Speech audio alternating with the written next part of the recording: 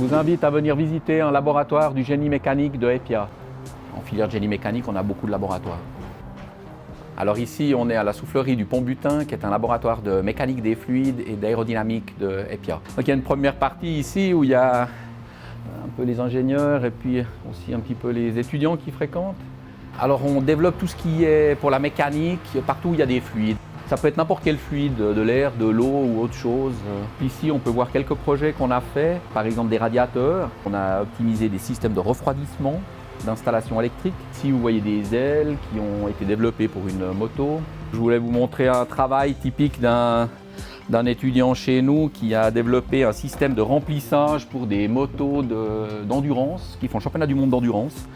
C'est un système qui permet de remplir le réservoir quand ils font le plein en service, et donc c'est un système gravitationnel, il est plein d'essence, puis ensuite on vient avec ça, on le pose sur la moto et puis on remplit la moto, donc le liquide coule et il ressort. On a gagné 1 seconde sur 4 secondes, ce qui est beaucoup. Et donc il a conçu ça, l'étudiant, et ensuite on l'a réalisé, c'est l'objet final qui sera utilisé par l'équipe. Alors ça, ce sont nos imprimantes 3D qui nous permettent de produire des pièces pour aller en soufflerie, pour faire des maquettes.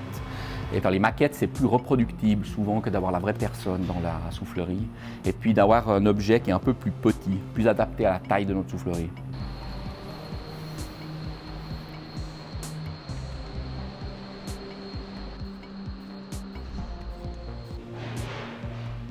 Ça, c'est un projet que j'ai réalisé entièrement avec les étudiants, qui est une buse pour le jet d'eau de Genève qui consomme moins. Et donc le banc d'essai et puis la buse est développé par les étudiants. Alors ici, vous êtes vraiment dans la soufflerie, ça fait à peu près un tiers du tunnel. Donc en fait, c'est une installation dans laquelle on fait un écoulement d'air, on va autour d'un corps et puis on peut étudier l'aérodynamique de ce corps. Donc on a un support avec des balances qui permettent de mesurer des forces et on pose l'objet qui sera dans l'écoulement sur ces balances et on mesure des forces. Il y a essentiellement des skieurs, des motos, des motards et puis des cyclistes. On a eu Romain Bardet par exemple. Le reste, c'est beaucoup des motards. Ben Snyder, Cardus. Et puis ici, c'est la cabine où les ingénieurs s'installent pour faire des essais. Là, vous avez ici la section d'essai dans laquelle l'objet est installé. Et puis sur les écrans, ici, on voit les valeurs de force, ici en bas, qui agissent sur la moto, donc en X, en Y, en Z, et puis les moments autour de chaque axe. Alors en génie mécanique, on peut apprendre à optimiser des formes, à développer des produits, à les optimiser, pour toujours répondre à une application précise. On a beaucoup de projets avec des essais en soufflerie, donc ça peut être soit sur des motos, soit sur des avions, des bateaux ou carrément des outils industriels. Typiquement ici sur une moto, c'est pour réduire la traînée et donc aller plus vite en ligne droite sur circuit. Dans d'autres applications, on cherche du refroidissement ou de la stabilité, ça dépend de l'application.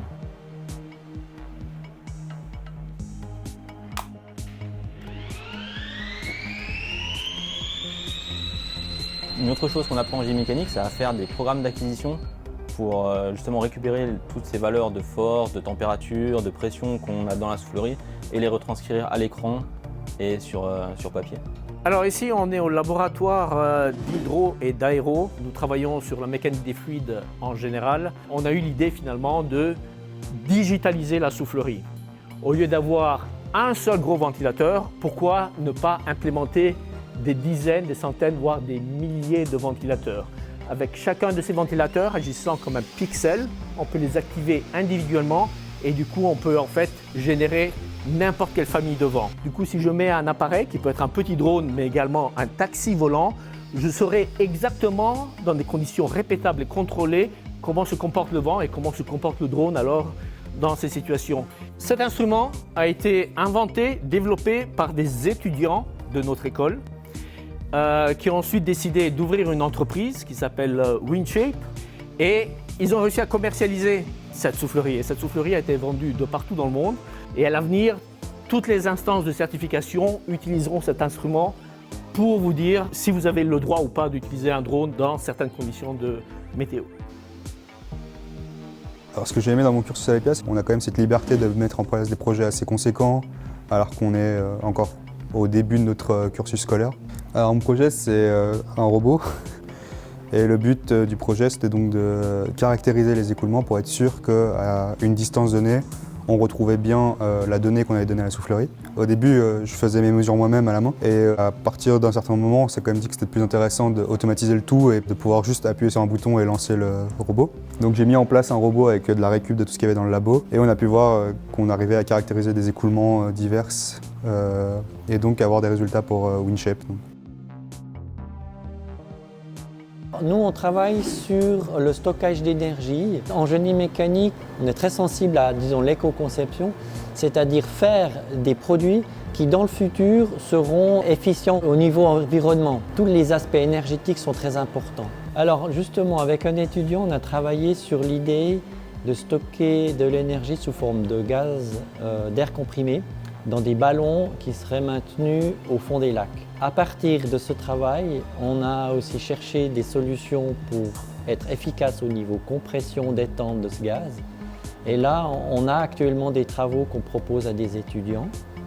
Et puis un autre travail qu'on a fait avec un étudiant tout récemment, qui a fait son diplôme l'année passée. Il a travaillé sur le comment accrocher ces ballons au fond du lac, parce qu'il faut bien s'imaginer qu'on va travailler des profondeurs de 200 mètres, voire plus. Donc il faut trouver des solutions robustes pour accrocher ces fameux ballons au fond du lac.